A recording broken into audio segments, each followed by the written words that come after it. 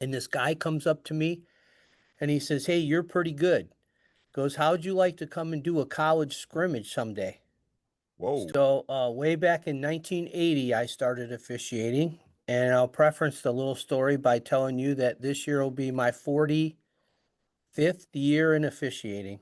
I I started know that I could do the math early. because I was born a couple of months before you started officiating. Yeah. Well, I started really early, right out of high school. As a matter Wow. of fact, a buddy of mine came to me and said, "How would you like to make some spare change doing some basketball?" Because I played basketball, I played tennis, and I played baseball. And I was like, "Well, that sounds like fun. What do we do?" He goes, "Well, we do these little kids and we make some money." There you And go. that's what got me started. And in Michigan, where I live, there's associations.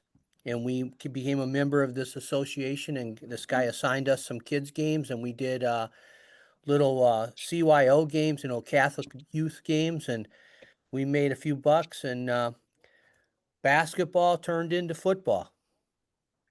So before you go too far, we like to know, especially for a gentleman that's been Yep. officiating for some time, how much did you get paid for that first basketball game? Oh, Wooden nickels, if he said the I 80s. I wanna say, well, after a while, we were going down to we would do I think it was $12, and this guy comes up to me, and he says, "Hey, you're pretty good."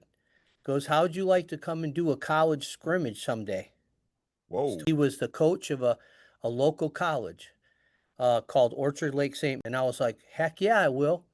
Well, it wasn't but a year later, I get a phone call from him, and he said, "Do you remember me?" I'm like, "Yes, I do." He goes, "Well, here's the deal. We need you for a scrimmage, and it's about 2 hours from my home."